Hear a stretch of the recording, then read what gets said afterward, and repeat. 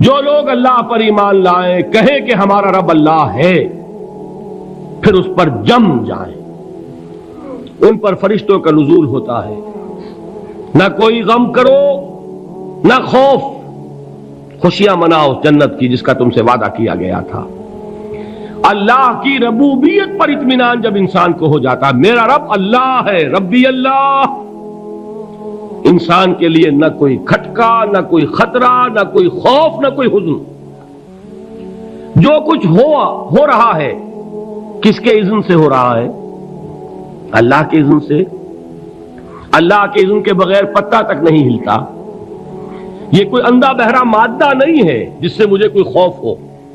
اندھا بھینسا چلا آ رہا ہو اس سے تو ڈرنے کا ہر انسان کو ڈرنا چاہیے، نہ معلوم کس کو ٹکر مار دے، لیکن نہیں، اس کائنات کو چلانے والا ایک سمیع و بصیر خدا ہے، وہ جو میرا دوست ہے، میرا ولی ہے۔ اللہ ولی الذین آمنوا یخرجہم من الظلمات الی النور۔ اللہ اہل ایمان کا ولی ہے، ساتھی ہے، پشت پناہ ہے، مددگار ہے، حمایتی ہے۔ بتائیے جسے یقین ہو جائے کہ اللہ میرا مددگار، اللہ میرا محافظ، اللہ میرا پشت پناہ، اللہ میرا حمایتی، اس کے لیے کوئی خوف ہوگا؟ اس سے کوئی ڈر ہوگا؟ میں مثال دیا کرتا ہوں ایک بہت سادہ، پنجاب کے دیہات کی۔ تو بڑا چودھری ہے اور کوئی غریب کسان ہے، اس غریب کسان کے جانوروں کو ہر وقت اندیشہ ہوگا چوری کا، کوئی میری بھینس کھول کر نہ لے جائے، کوئی میرا بیل کھول کر نہ لے جائے۔ لیکن جس کے بارے میں یہ سب کو معلوم ہو کہ وہ جو بڑا چودھری ہے وہ اس کا دوست ہے، اس کی بچیا کو کوئی خوف ہوگا؟ اس کی بھینس پر کوئی ہاتھ ڈالے گا؟ اسے کوئی اندیشہ ہوگا؟ نہیں۔ کیوں؟ کہ وہ بڑا چودھری، بڑا اس کا یہاں کا سردار، جاگیردار، سب کو معلوم ہے وہ میرا دوست ہے، کوئی میرے خلاف اقدام نہیں کر سکتا۔ اس دنیا میں یہ چھوٹی سی بات اگر آپ کے دلی اطمینان اور سکون کا باعث بن سکتی ہے تو ذرا تصور کیجئے۔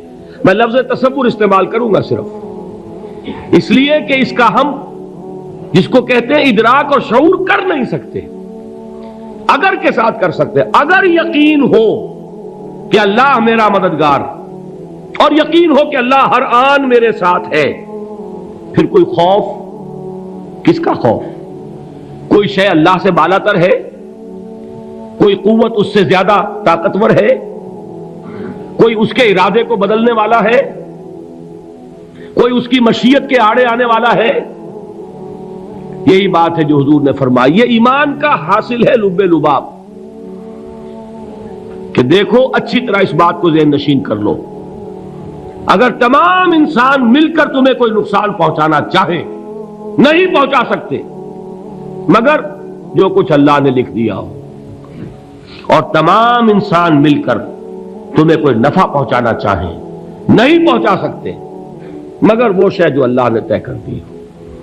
آپ پھر میں کہوں گا ذرا طاری کیجئے، اسے فرض کیجئے، اسے سوچئے، اگر اس حدیث پر ہمارا دل ٹھکا ہوا ہو تو کسی سے ڈر ہوگا؟ یہ مجھے نقصان نہ پہنچا دے، یہ میری رپورٹ خراب نہ کر دے، یہ میری انکریمنٹ نہ رکوا دے، یہ میرا یہ نہ بگاڑ دے، یہ میرا یہ نقصان نہ پہنچا دے۔ اس کا ڈر، اس کا ڈر، اس کا خوف، اس کی خوشامد، اس کے لیے جا کر طرح طرح سے اپنی عزت نفس کو ذلیل کروانا اس کے سامنے، یہ سب کچھ کیوں کرتا ہے انسان؟ جب سمجھتا ہے کہ اس کے ہاتھ میں میرا کوئی نفع ہے، اس کے ہاتھ میں میرے لیے کوئی ضرر ہے، یہ مجھے کوئی گزن پہنچا سکتا ہے، یہ مجھے کوئی نقصان پہنچا سکتا ہے، یہ میرا کوئی کام بنا سکتا ہے، یہ میری کوئی ضرورت پوری کر سکتا ہے، اسی کا نام شرک ہے۔ جہاں آپ نے یہ سمجھا کہ غیر اللہ کے اندر کوئی طاقت موجود ہے، وہی شرک ہے۔ بتوں سے تجھ کو امید ہے، خدا سے نو امیدی، مجھے بتا تو صحیح اور کافری کیا ہے؟ شرک تو یہ ہے۔ جس پر بھی تمہیں یہ خیال ہے، کلمہ ہے یہ کلمہ سوم، لا حول ولا قوت الا باللہ، ذرا اس پر دل کو کبھی اگر آپ تصور کریں، پھر فرض کریں، دل ٹھک جائے اس پر، کوئی طاقت نہیں۔ یہی بات تھی جو شیخ عبد القادر جیلانی رحمۃ اللہ علیہ نے اپنی وصیت میں اپنے بچے سے کہی. 11ویں دینے والے ہیں، لیکن حضرت شیخ عبد القادر جیلانی کی وصیت اور تعلیمات کو کتنے لوگ ہیں کہ جانتے ہو؟ یہ جن مقامات تک پہنچے ہیں وہ کس چیز کی بدولت پہنچے؟ انہوں نے جو پیغام دیا وہ کیا تھا؟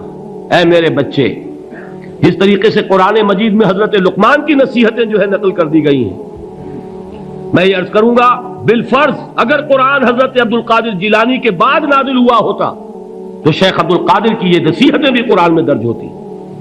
اتنی اونچی نصیحتیں ہیں. اے میرے بچے، اس حقیقت کو ذہن نشین کر لے، لا فاعل فی الحقیقت ولا مؤثر الا اللہ. اس کائنات میں نہ کوئی فاعل حقیقی ہے نہ مؤثر حقیقی ہے سوائے اللہ کے. کسی شے میں کوئی تاثیر نہیں اگر اللہ نہ چاہے. آگ جلا نہیں سکتی اگر اللہ نہ چاہے. پانی ڈبو نہیں سکتا اگر اللہ نہ چاہے. زہر ہلاک نہیں کر سکتا اگر اللہ نہ چاہے. کوئی چیز فائدہ نہیں پہنچا سکتی اگر اللہ نہ چاہے. تو در در پہ کیوں سر جھکاتے ہو؟ در در پر کیوں جبیں سائی کرتے ہو؟ سب کے سامنے کیوں ہاتھ پھیلاتے ہو؟ ایک اللہ سے مانگو. ایک اللہ کے سامنے زبین پر اپنی جبین رکھو. لا فاعل فی الحقیقت ولا مؤثر الا اللہ. نظر آتا ہے ہمیں کہ پانی پیاس بجھا دیتا ہے.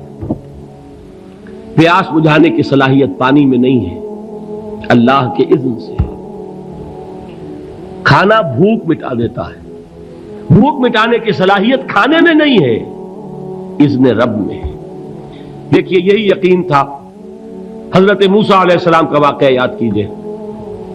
سامنے سمندر آ گیا ہے، قوم دیکھتی ہے پیچھے کہ گرد و غبار کا طوفان ہے. معلوم ہوا کہ فرعون اپنے لشکر سمیت آ گیا ہے. لشکر جب چلتا تھا تیز رفتاری کے ساتھ تو گرد و غبار کا جو طوفان اٹھتا تھا اس کا تصور کیجیے. اور لمحہ بلمحہ وہ قریب آ رہا ہے. پوری قوم نے کیا کہا؟ اے موسیٰ انا لمدرکون، اے موسیٰ ہم کو پکڑے گئے. قرآن مجید نے تو یہاں وہ باتیں نہیں لکھی ہیں، لیکن تورات میں یہ درج ہے کہ بنی اسرائیل جھگڑنے لگے، دست و گریبان ہو گئے موسیٰ کے ساتھ. موسیٰ ہمیں یہاں مروایا لا کر، اس سے تو ہم ہی بہتر تھے. وہاں کھانے کو ملتا تھا، زندگی تو تھی، بیگار ہم کر رہے تھے، موت تو نہیں تھی. اب جو کچھ ہوگا اس کا تصور کرو، جس طریقے سے ہمارے ٹکڑے اڑائے جائیں گے. تو لڑ رہے ہیں حضرت موسیٰ علیہ السلام سے. یہ تورات کی تفصیل ہے. قرآن میں صرف اتنا آیا ہے، پریشان ہو کر انہوں نے کہا انا لمدرکون، موسیٰ ہم تو پکڑے گئے. اس وقت موسیٰ کا جواب کیا ہے؟ کلا ان معی ربی سیہدین. نہیں، میرے ساتھ میرا رب ہے، وہ راستہ دے گا. بتائیے کہاں راستہ نظر آ رہا ہے؟ یہ ہے ایمان بالغیب. راستہ نظر نہ آئے تب اللہ پر یقین ایمان ہے. جیب میں پیسے ہوں اور تب دل کو اطمینان ہے تو ایمان کس پر ہوا؟ پیسے پر، اللہ پر نہیں. جب وسائل و ذرائع نہ ہو اور پھر یقین ہو کہ اللہ مسبب الاسباب ہے، وہ اسباب کا پابند نہیں ہے، وہ اسباب کا محتاج نہیں ہے، اسباب اس کے محتاج ہے. اگر یہ یقین ہے تو اللہ پر ایمان ہے. یہ نہیں ہے تو تمہارا ایمان اسباب پر ہے، وسائل پر ہے، ذرائع پر ہے، مادیات پر ہے، اللہ پر نہیں.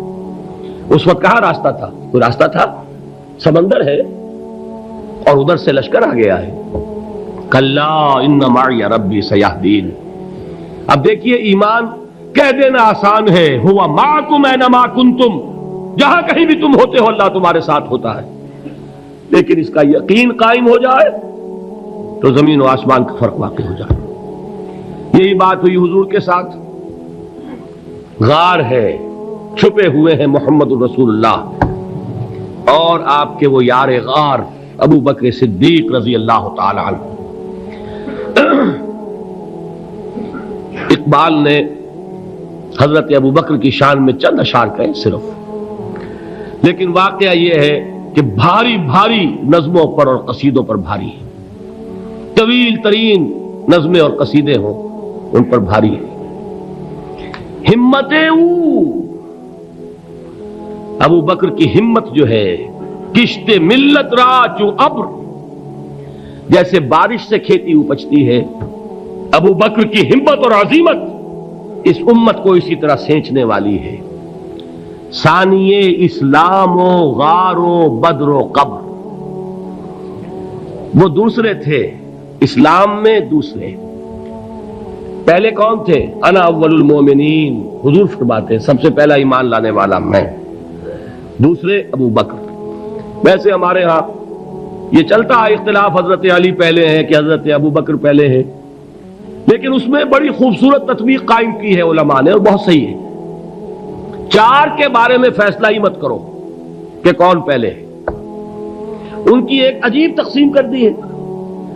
آزاد مردوں میں، بالغ مردوں میں سب سے پہلے ابو بکر، بچوں میں سب سے پہلے علی، خواتین میں سب سے پہلے خدیجہ، اور غلاموں میں سب سے پہلے زید ابن حارثہ۔ بڑی پیاری تقسیم ہے، یہ چاروں ہی پہلے ہیں، ہر ایک کے لیے اولیت ہے۔ اور واقعہ یہ ہے کہ اگر زمانی اعتبار سے تعین ہوگا تو پہلے خدیجۃ الکبریٰ آئیں گی رضی اللہ تعالی عنہ، کسی اور سے بات کرنے کی نوبت بعد میں آ سکتی ہے، پہلے تو اہلیہ محترمہ سے بات ہوئی، آتے ہی پہلی وحی ہوئی ہے، ابھی تبلیغ کا حکم نہیں تھا۔ کس کو بتایا واقعہ؟ ابھی اپنی نبوت کی تبلیغ کا تو حکم ہی نہیں آیا، واقعہ کس کا ہے؟ وہ خدیجہ کا ہے۔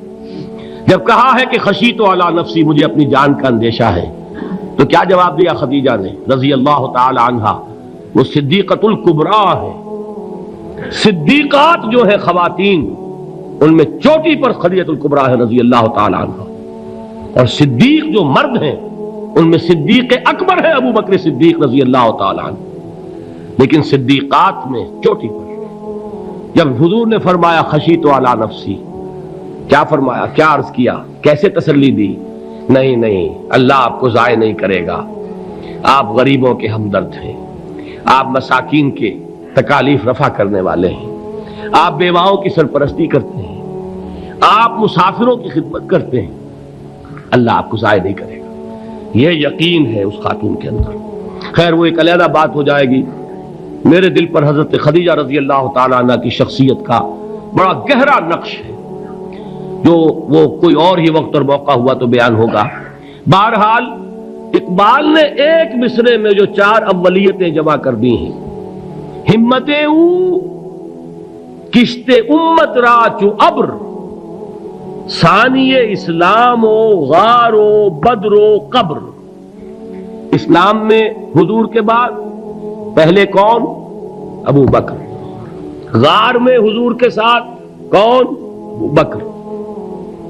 بدر کی رات اللہ کا رسول سر بسجود، وہ جھاڑ، وہ گھاس پھوس کی جو جھوپڑی بنائی گئی تھی، اور وہاں تلوار ننگی لے کر پہرا دینے والا کون؟ ابو بکر۔ اور اس حجرہ عائشہ میں محمد کے بعد سب سے پہلے دفن ہونے والا کون؟ ابو بکر رضی اللہ تعالی عنہ صلی اللہ علیہ وسلم۔ وہ جو معاملہ میں سنا رہا تھا غار ثور کا، حضرت ابو بکر بھی حضور کے خیال سے لرز گئے ہیں۔ آپ کو یاد ہوگا کہ جا کر پہلے تمام جتنے سوراخ تھے انہیں بند کیا ہے، ایک سوراخ رہ گیا تھا جس کو بند کرنے کے لیے کوئی کپڑا نہیں تھا، وہاں اپنی ایڑی رکھی ہے، تب کہا ہے حضور سے تشریف لائیے، اور اپنے زانو پر حضور کو لٹایا ہے، اور وہاں کسی موذی جانور نے کاٹا ہے، حضور کی آنکھ لگ گئی تھی، اس وقت اس بل کے اندر جو بھی بچھو ہے کیا ہے واللہ عالم، اس نے کاٹا ہے، اس کی تکلیف کی وجہ سے ابو بکر کی آنکھوں سے آنسو ٹپک گئے، حضور کے چہرے مبارک پر پڑے ہیں، تو حضور جاگے ہیں، معاملہ کیا ہے؟ ایڑی نہیں ہٹائی وہاں سے، مبادا وہ جانور وہاں سے نکل کر محمد الرسول اللہ کو کوئی گزن پہنچا دے، ابو بکر کی ایڑی ہے، جس طرح چاہے کھا لے، ختم کر دے، جان نکل جائے تب کوئی آنچ آئے، محمد پر تو آئے، لیکن جیتے جی نہیں۔ وہ ہے ابو بکر۔ حضور کے خیال سے اس وقت حضور نے پھر اپنا لعاب دہن لگایا ہے، اور اس سے پھر آپ کی تکلیف ختم ہوئی۔ جیسے خیبر میں حضرت علی کی آنکھ دکھ رہی تھی، اس کو جو شفا حاصل ہوئی ہے وہ بھی حضور کے لعاب دہن سے ہوئی۔ تو بہرحال اس وقت انہوں نے کہا ہے کہ اے نبی یا رسول اللہ، اگر اس وقت ان میں سے کسی نے غیر ارادی طور پر بھی اپنے قدموں کی طرف جھانک لیا تو پکڑے جائیں گے۔ کیا جواب تھا اللہ کے رسول کا؟ لا تحزن ان اللہ معنا، اللہ ہمارے ساتھ ہے، کیوں گھبراتے ہو ابو بکر؟ یہ ہے ایمان باللہ، میرا مالک اللہ، میرا رازق اللہ، میرا محافظ اللہ، میرا مددگار اللہ، میرا پشت پناہ اللہ، میرا دوست اللہ۔ یہ دوستی ہے اللہ کی جو لب لباب ہے، حاصل ہے ایمان کا، اسی کا نام ولایت ہے۔ اولیاء اللہ کے سروں پر سینگ نہیں ہوتے، جس کے دل میں ایمان راسخ ہو چکا ہو وہی اللہ کا ولی ہے، جسے اللہ پر یقین ہو چکا ہے وہی اللہ کا ولی ہے، جسے یقین ہے اللہ میرے ساتھ ہے، میرا مددگار، میرا پشت پناہ، میرا ساتھی، میرا دوست، میرا محبوب، میرا محب۔ اللہ اہل ایمان سے محبت کرتا ہے۔ واللہ یحب الصادقین، ان اللہ یحب الذین یقاتلون فی سبیلہ صفا کانہم بنیان مرصوص۔ اللہ محبت کرنے والا، اہل ایمان محبوب، اور اہل ایمان محبت کرنے والے اللہ محبوب۔ والذین آمنوا اشد حبا للہ۔ آپ تصور کیجئے جسے یہ رشتہ ایمان یا رشتہ ولایت حاصل ہو جائے، الا ان اولیاء اللہ لا خوف علیہم ولا هم یحزنون، آگاہ ہو جاؤ، اللہ کے دوستوں کے لیے نہ کوئی خوف ہے نہ کوئی حزن ہے۔